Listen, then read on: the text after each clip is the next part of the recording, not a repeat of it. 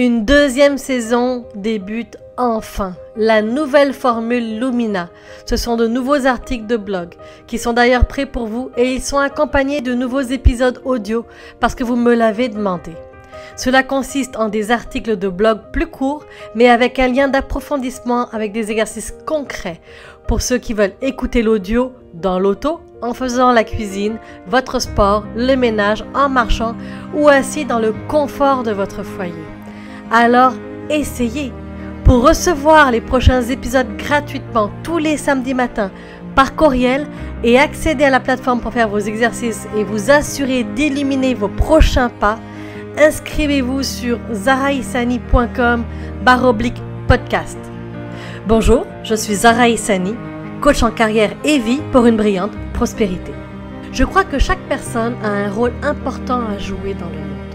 Mon rôle à moi, c'est de vous aider à briller dans votre carrière et dans votre vie, à dédramatiser les situations difficiles, à clarifier les relations, à insuffler l'action pour plus de liberté et de légèreté, tout cela pour être encore plus connecté à votre pouvoir et lumière intérieure, pour mieux vous positionner dans votre carrière et dans votre vie. Comment je fais ça?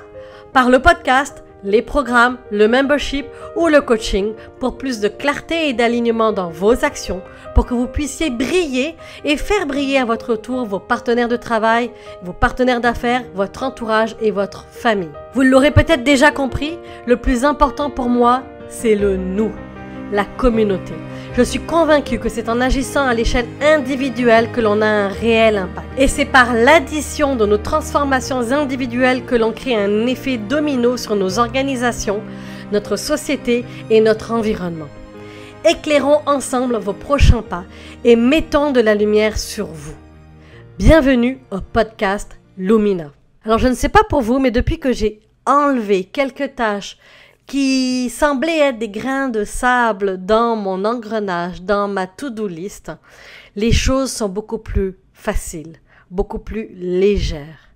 Bien sûr, tout n'est pas parfait, il y a toujours des ajustements et il y a toujours des contretemps que la vie nous amène, qu'on doit gérer au quotidien et qui nous amènent forcément à revisiter notre to-do list pour pouvoir être doux avec nous. Pour ceux qui ne savent pas de quoi je parle de la to-do list DOUX. Je vous amène à l'épisode 5 pour pouvoir savoir de quoi je parle.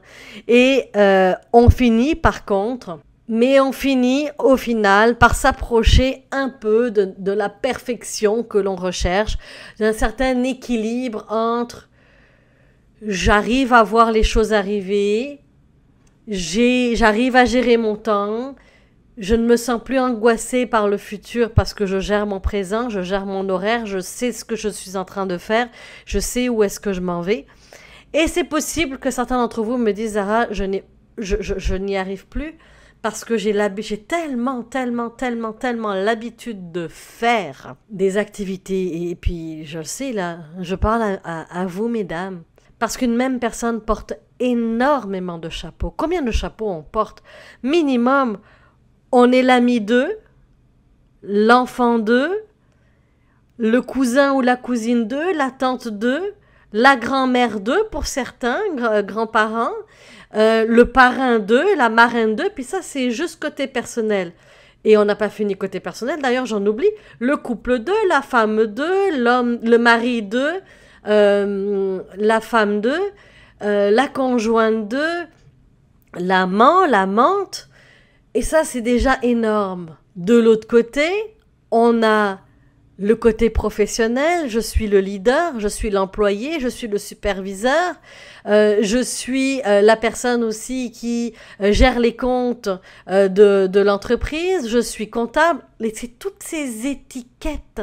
Je suis hôtesse de l'air, je suis militaire. On est dans des étiquettes à n'en plus finir et forcément, quand on porte autant d'étiquettes, chaque étiquette vient avec des actions et ces actions-là nous amènent à les écrire dans une to-do list et ça commence à faire beaucoup, ça commence à peser. Avez-vous vérifié et validé pour ceux qui m'écoutent aujourd'hui là? Faites juste pause à cet audio-là. Et pensez au nombre d'étiquettes que vous avez. Puis allez-y, là.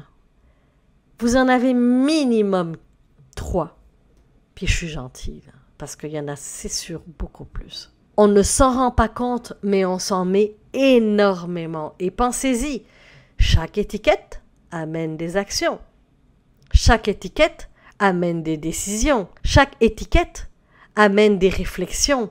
Chaque étiquette demande des rencontres, des échanges, des interventions. Chaque étiquette demande de l'énergie, demande de la santé, demande du temps. Chaque étiquette peut toucher à votre santé mentale, émotionnelle, mais aussi physique. Tout simplement, plus il y a d'étiquettes, plus c'est difficile parce qu'on s'identifie tellement et on veut tellement que ça fonctionne. Et cette même perfection que l'on se demande, on veut le mettre dans tous les départements et les domaines de notre vie et dans toutes ces étiquettes-là. Imaginez l'énergie qui se dépense. Contactez-moi pour me dire ce que vous en pensez par rapport à vos étiquettes. Et pour ceux qui ont accès à la plateforme, allez m'écrire là-dessus. Vraiment, je serais curieuse de voir le nombre d'étiquettes que vous avez. Et vous savez quoi? Nous sommes souvent frappés par la culpabilité quand nous laissons tomber des tâches ou qu'on retarde des tâches non essentielles. Par exemple, quand je remets à la semaine prochaine le colis que je devais envoyer à ma famille, car cette semaine, j'ai besoin d'un peu plus de temps pour moi. Ou quand je dis à mon voisin que finalement, je ne viendrai pas, parce que je suis fatiguée cette semaine.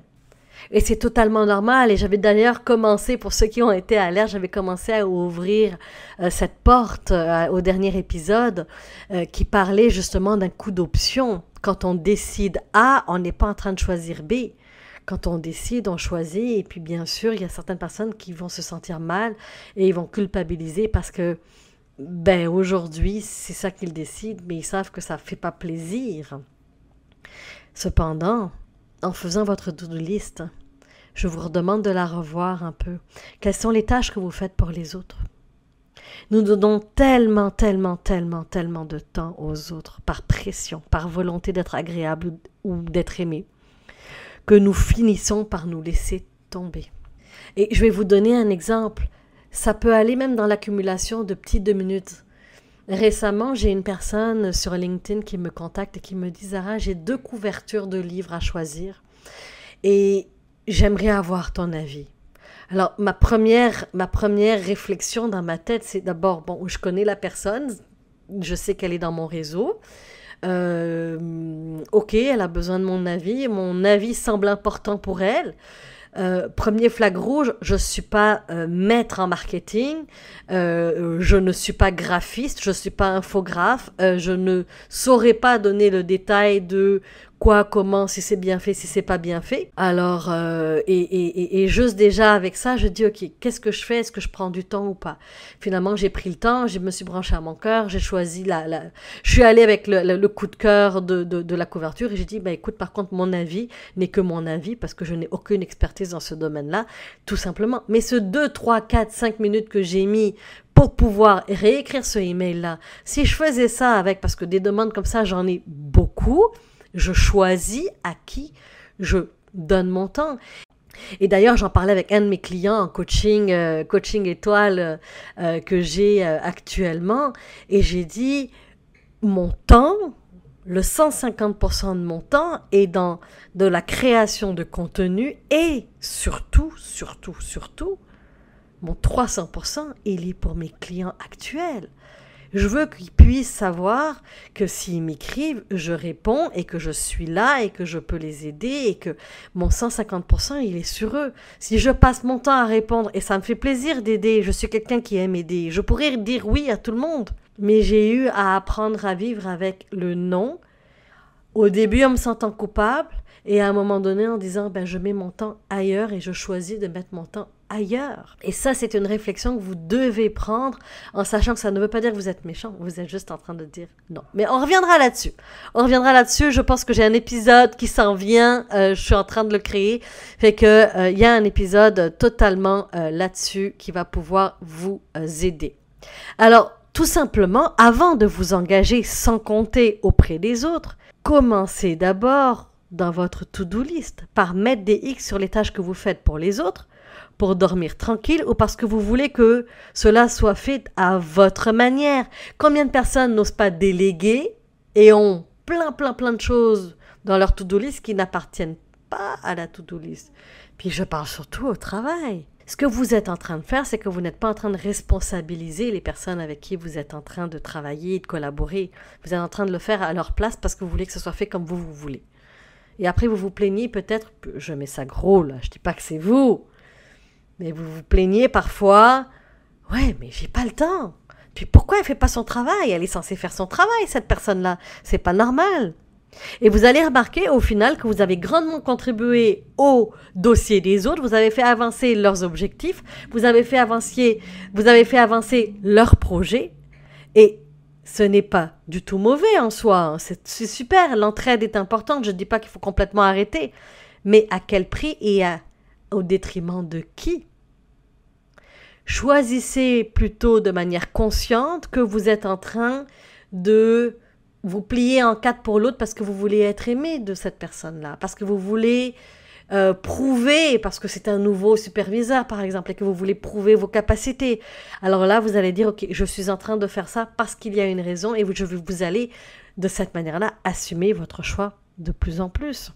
Alors l'exercice pour ceux qui ont accès à la plateforme, puis ceux qui veulent continuer cette réflexion et de transformation et d'éclairer vos prochains pas, c'est de noter les tâches, les endroits dans votre journée où vous perdez votre temps et ce que vous remarquez par rapport à cela. Et vous serez sûrement pas les seuls à faire certaines découvertes. Écrivez-moi, j'ai bien hâte de vous lire parce que c'est comme ça, hein, plus vous allez vous rentrer à l'intérieur de vous, plus vous allez vous mettre en action, plus ça va fonctionner. Je vous donne un exemple. J'ai un de mes clients étoiles qui me dit, qui m'a demandé d'observer ce comportement-là cette semaine. Je n'avais pas réalisé à quel point c'était là dans ma vie. Alors faites-le, ça paraît des exercices simples. Je vous les fais simples, je vous en donne qu'un seul. Faites-le pour pouvoir vous assurer d'avoir des transformations. Je vous souhaite un temps de qualité et un partage pour pouvoir avancer ensemble.